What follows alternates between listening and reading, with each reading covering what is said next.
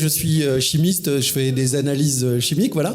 Il y a différents seuils en chimie analytique. Donc il y a la limite maximum de résidus qui correspond au seuil au-delà duquel on considère que l'aliment est trop contaminé pour être commercialisé et consommé. Ensuite, on va avoir ce qu'on va appeler une limite de quantification. Donc c'est la valeur la plus basse qui peut être déterminée avec suffisamment de précision. D'accord ?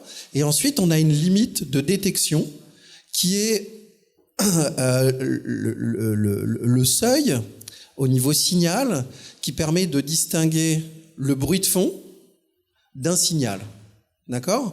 Et si j'ai un signal qui est compris entre cette limite de détection et cette limite de quantification, que j'arrive à l'identifier avec au moins, je dirais, 2 signes d'identification, qui sont une transition quantifiante qui me permet de quantifier la molécule, et une transition qualifiante. Si j'ai ces 2 signaux qui sont présents et qui sont présents dans des ratios qui sont définis, je peux dire que la molécule, elle est présente, sans toutefois pouvoir la quantifier parce qu'elle est inférieure à la limite de quantification.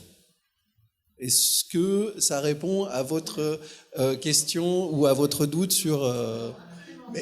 Mais dans un autre ordre d'idée...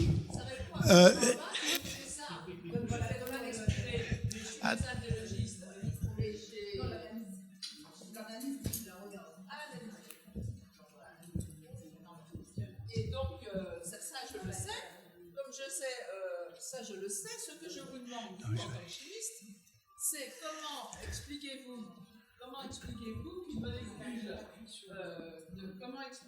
qu'une molécule de chlordécone puisse passer dans un liquide qui est distillé à 100 degrés. C'est la question que je pose. Voilà, Alors, comment ça peut passer par distillation ? Alors, les pesticides font partie des... il y en a énormément qui font partie des composés organiques semi-volatiles. C'est-à-dire qu'ils ont un point d'ébullition qui se situe au-delà de 250 degrés, on est d'accord, mais que en présence de chaleur, même à 100 degrés ou à 80 degrés, quand on va faire une distillation avec du rhum, avec de l'alcool, il y a une petite partie qui est présente dans la vapeur. C'est qu'on a un équilibre, c'est la constante de Henry, entre la phase liquide et la phase gazeuse. Et donc, il est possible d'entraîner une très faible quantité par chauffage. Et c'est des composés. Le naphtalène, c'est de la poudre, et pourtant, on va retrouver un petit peu de naphtalène dans l'air. C'est des composés organiques semi-volatiles, c'est-à-dire que ils sont en majeure partie à 99% sous forme solide, mais il y en a quand même un petit pourcent, ou même moins pour certains, qui vont être présents dans la phase gazeuse. Et si on chauffe, on augmente cette proportion. Donc il y a une possibilité par distillation d'avoir quand même retrouvé des traces de cette substance, même si ça paraît étonnant, avec un composé qui a un point d'ébullition de 300, c'est plus de 260 degrés le point d'ébullition, donc ça paraît étonnant. Mais comme c'est un composé organique semi-volatile, il y en a toujours une petite partie. C'est comme quand vous avez de l'eau, il y a toujours un petit peu d'eau sous forme de vapeur, même si le point d'ébullition il est à 100 degrés, on a quand même de l'eau sous forme de molécules libres dans l'air. Voilà. Il y a un vrai problème qui n'a pas été abordé, c'est le dosage sanguin de la chlordécone qui n'est pas pris en charge par la sécurité sociale. Or, c'est fondamental, car à partir d'1 microgramme de chlordécone dans le sang, on a 2 fois plus de chances de déclencher un cancer de la prostate. Et je vous rappelle que la Martinique est maintenant le premier pays au monde pour le cancer de la prostate. Il fallait bien que nous soyons premiers quelque part, mais hélas.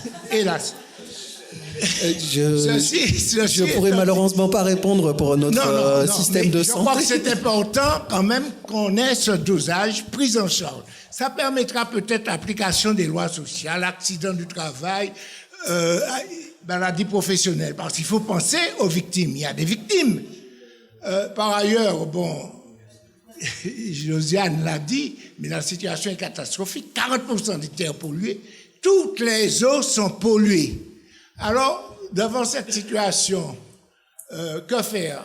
Certains ont pensé qu'on aurait pu chercher à casser cette molécule. Donc vous connaissez la formule. CL10, C10, un atome d'oxygène. Oui, c'est un cube avec des chlores partout. Il paraît qu'il restera toujours du chlore lorsqu'on essaie de la casser, cette molécule, et ça reste toxique. Et contrairement à ce qui a été dit ce matin, j'ai pas la notion qu'au bout de 44 ans, ça s'en va. J'ai lu un tas de choses où on dit qu'il faut plusieurs siècles. Alors, c'est très, très dangereux. Comment? La demi-vie. Donc, ça veut dire que... Dans le milieu, dans le milieu. La demi-vie, en fait, pour considérer qu'on a une diminution de 99%, il faut 10 périodes de demi-vie. Donc, ça fait 440 ans. Voilà. Maintenant, c'est une molécule qui va se pyrolyser. Ce matin, c'est pas possible. Non, c'est la demi-vie qui est de 44 ans, c'est-à-dire que en 44 ans, la quantité a diminué de moitié. Et d'un point de vue, quand on fait les calculs, on arrive à 90 ou 99% en 10 périodes de demi-vie. Donc ça veut dire que pour la diminuer de 90 ou 99%, il faut 440 ans. Oui. Alors, autre chose dangereuse, c'est que les terrains pollués peuvent varier. Bien que la molécule ne soit pas soluble dans l'eau, ça peut varier. À un moment donné, vous trouvez un terrain qui est pollué, à côté, il n'est pas pollué. Mais 6 mois après, le terrain d'à côté que vous aviez trouvé sain, si l'on peut dire, pourra être pollué. Or, ce qui fait, moi, c'est pas par idéologie, mais je suis d'accord avec notre ami qui a déclaré que c'était un génocide chimique. Je ne vois pas ce qu'on peut dire d'autre. Avec des enfants qui ont un retard psychomoteur, avec des cancers de la prostate, mais c'est pas possible. Il a parlé avec son cœur et avec l'amour de la population et des victimes. En fait, l'AMSES, elle est positive. Elle se dit un problème est posé, essayons de le régler. Et donc, battons-nous pour qu'il y ait le laboratoire. On n'a pas encore trouvé la solution, mais on est quand même en bonne voie. On a déjà démarché beaucoup de laboratoires pour essayer d'avoir ce dosage, pour permettre de voir un petit peu plus clair chez les nourrissons, parce qu'effectivement, nous pensons qu'il faudrait faire le dosage au cordon. Et ce dosage au cordon nous permettrait d'avoir une surveillance des nourrissons un petit peu ciblée, pour détecter précocement les troubles de la mémoire visuelle, les troubles cognitifs. Et voilà, en imaginant qu'il y a une plasticité cérébrale, pouvoir faire un petit peu de rééducation psychomotrice. Enfin voilà, on a quand même ça comme idée. On n'a pas encore trouvé la solution, mais nous nous battons pour ça. Oui, mais ça, non, Charles, on va pas pouvoir discuter de ça ce soir. Non, Charles, je pense que... Non, mais Charles, on ne pourra pas discuter de ce problème ce soir. Voilà, non. Non, attends, Charles, je suis d'accord avec toi, on l'a discuté déjà beaucoup. Je peux vous dire ce que médicalement nous pouvons faire, nous battre, et j'aurais bien besoin que les médecins se battent avec nous pour qu'on ait des labellisations des produits. C'est-à-dire que si effectivement 60% des terres ne sont pas polluées, on doit pouvoir exiger d'avoir des produits sans chlordécone. Ça, je pense qu'on peut se battre là-dessus avec la population, avec les médecins. Maintenant qu'on a bien entendu ce qui se passe quand il y a un perturbateur endocrinien, je crois qu'il faut pouvoir se battre. On s'est battu pour vérifier les eaux. Il y a un certain nombre de produits finis que chacun d'entre vous peut tester. On a testé le sucre comme ça, mais vous pouvez très bien aller, vous déposer un sachet de sucre au laboratoire départemental d'analyse et vous demander de vous le tester. Bon, ça vous coûte un petit peu, mais enfin, ça vous permettra de vous faire votre propre idée sur la contamination des produits. Et puis, voilà, nous essayons. Je te laisse la parole tout de suite. Parmi les autres combats et puis on va arrêter très vite aussi, nous essayons d'avoir une consultation de médecine environnementale. Alors ça fait partie aussi des chantiers de l'AMSES et c'est pourquoi on a besoin de beaucoup de médecins qui viennent avec nous pour nous donner un petit coup de main parce que nous sommes 25 et c'est pas toujours facile de tout faire. Nous aurions aimé avoir une consultation de médecine environnementale. Dr Populo s'est déjà proposé pour faire la partie électrosensibilité. On a déjà un hôpital qui est partant, c'est l'hôpital du Saint-Esprit, enfin tous les hôpitaux du Sud, hein, puisqu'ils sont regroupés en hôpitaux, enfin Saint-Esprit et François. Donc eux, ils sont déjà partants pour on a déjà le lieu, on a déjà le médecin qui veut bien se former. Donc les choses quand même progressent. Si d'autres médecins viennent avec nous pour nous aider à mener toutes ces batailles, eh bien on y arrivera. Je pense que la bataille juridique, ça ne sera pas tout à fait ce que l'AMSES va faire. Elle va faire une bataille médicale pour essayer de sauver la population et de préserver ce qui est préservable. C'est vrai, le professeur Delpome me disait qu'une fois que c'est dans la graisse, on ne sait pas si ça s'élimine. C'est vrai. Mais enfin bon, si on arrive à éliminer sur 4-5 ans, on peut dire à une femme enceinte ou à une femme avant la grossesse, si tu ne manges pas du tout de chlordécone, peut-être que ce que tu as dans le sang va diminuer et qu'avant une grossesse éventuelle, tu en auras moins. C'est déjà quand même pas mal de pouvoir dire ça, parce que pour l'instant, on n'avait aucune réponse. Pour l'instant, on n'avait aucune réponse. Avant d'étudier ce que nous a dit Dr Villa, hein, on n'avait aucune réponse à donner aux femmes. Voilà, et c'est la fatalité, il n'y a rien à faire, on nous a empoisonnés. Bon, ce n'est pas des réponses de médecins. Moi, j'estime que ce n'est pas des réponses de médecins. Il faut chercher des solutions. Et puis, voilà, et bien, les solutions que nous avons, c'est celles-là. Si vous avez d'autres solutions, nous les acceptons. Vous venez, vous travaillez avec nous. Et puis, nous essayons de sortir, parce que je crois qu'il faut sortir de la crise chlordécone. Oui, donc il y a des populations à risque. La femme enceinte, quel conseil? Les enfants de 3-5 ans, nous en parlé ce matin. Qu'est-ce qu'on donne dans les crèches? Combien de poissons par semaine? Parce qu'il y a des endroits où on dit la femme enceinte, pas plus de poissons. Les Norvégiens ont été obligés de marquer sur leur truc. Attention, les femmes enceintes, mangez pas nos poissons. Et c'est pourtant leurs poissons.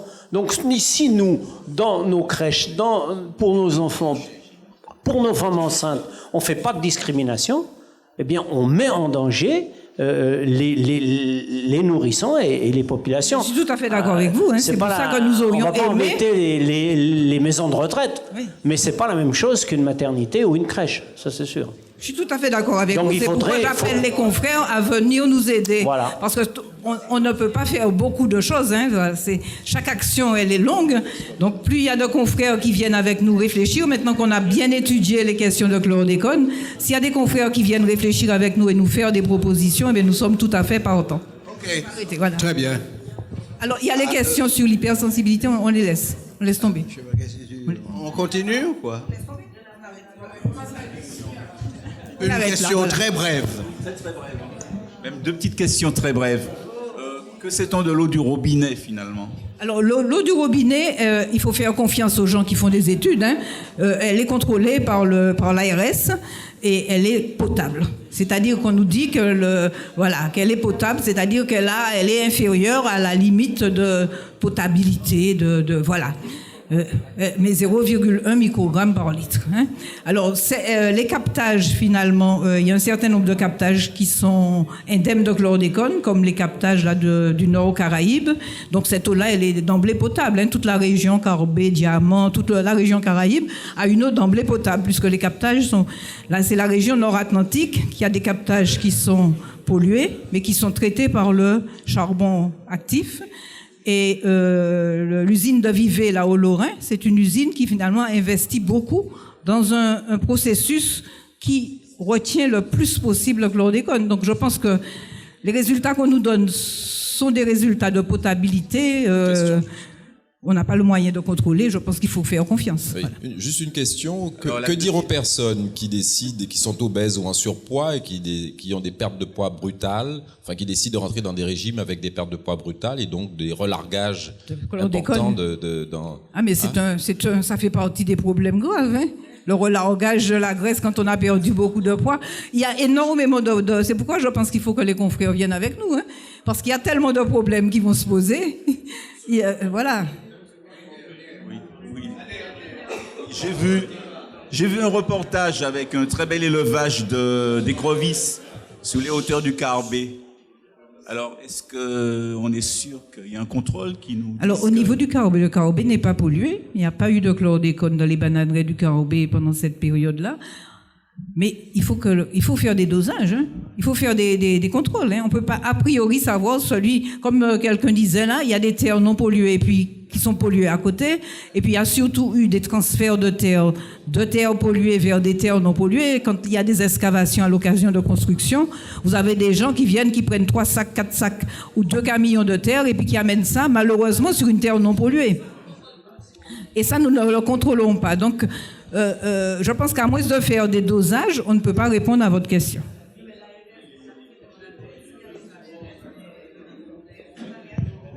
Mais moi, je voudrais vous dire quelque chose, parce qu'on va bientôt se quitter. C'est que 2 choses. Premièrement, autant je fais confiance à l'ANSES, autant je ne fais pas confiance à l'ANSES. C'est-à-dire la métropole là-bas, parce que manifestement, que ce soit les champs électromagnétiques, le problème de la chlordécone, etc., etc., quand on se met du côté des politiques, le moins de vagues possible, c'est ce qu'ils cherchent à faire. Donc, moi, je suis venu ici pour la première fois en Martinique il y a au moins 4 ou 5 ans, 2007, oui, fameux rapport. Et déjà à l'époque, ça a fait le foutoir un petit peu partout. En tout cas, en métropole, ils ont commencé à prendre ça en considération. J'en ai pris plein la figure, ça c'est vrai. Et déjà à l'époque, 2008 ou 2009, quand je suis revenu, on parlait de ce laboratoire de dosage. J'apprends qu'il n'existe toujours pas, alors que soi-disant, il y a eu de l'argent qui a été débloqué pour faire des recherches, etc. Donc, ça me paraît essentiel. L'ANSES a vraiment, il faut vraiment avoir ces dosages sur place, c'est évident. Le deuxième point, et là on va pas entrer dans le détail, mais c'est que pour moi, l'affaire de la chlordécone, c'était hier. Aujourd'hui, il y a l'affaire des 5 nouveaux pesticides qui sont utilisés ici, dont 3 sont absolument toxiques. J'ai le rapport qu'on a fait, qu'on a étudié, qui a été envoyé à Ségolène Royal. Je lui avais demandé un rendez-vous aussi, jamais eu de rendez-vous. Bon. Donc c'est pour vous dire que méfiance vis-à-vis, et je suis obligé de le dire, méfiance vis-à-vis des organismes d'État, malheureusement. Non, c'est l'ANSES. C'est-à-dire, si vous voulez, ce combat médical qui... Oh, attention. Vous voyez, ça, c'est pas la chlordécone, ça. Et bon, on a déjà eu une fracture du poignet, c'est pas la peine d'aggraver les choses. Ça va? Bon, en tout cas, non, c'est l'ANSES. Vraiment, sincèrement, ce qui est fait, c'est formidable. Même si ça vous paraît pas aller assez vite, tout de même, ça progresse. Et ces colloques sont très importants parce que ça permet de nous rencontrer et ensuite d'affiner un peu, mais d'affiner au niveau scientifique les choses. Mais n'oublions pas le combat politique qui est par derrière, qui est essentiel aussi. Non, les produits dont le professeur Bellepomme parlait, c'était les produits d'épandage. Vous savez que nous nous sommes battus contre l'épandage aérien à cause de la toxicité des produits. L'épandage aérien a été interdit sur la banane et le maïs, autorisé sur le riz et sur la vigne, mais les produits sont utilisés au sol. Ça veut dire que ces produits se retrouvent dans... C'est la méthode qui a été interdite, mais ce sont les produits donc, qui sont toxiques, c'est-à-dire il y avait le banol, il y avait le tilt, il y avait le sico, il y avait le gardian. Ce sont des produits hautement toxiques ou reprotoxiques, perturbateurs endocriniens, cancérigènes, qui se retrouvent quand même, mais oui, qui sont épandus au sol des bananeraies, à dos d'homme, mais ils sont épandus au sol des bananeraies, donc ils se retrouvent dans les eaux. Ils se retrouvent dans les eaux. Mais c'est vrai que c'est, comme je dis, c'est un combat qu'on a commencé il y a 5 ans. Eh ben, il faut la relève, il faut du monde, il faut nous aider, il faut porter des idées, il faut aller, il faut se battre, et puis voilà, c'est... Bon, eh bien, je crois qu'on va arrêter là, cette fois.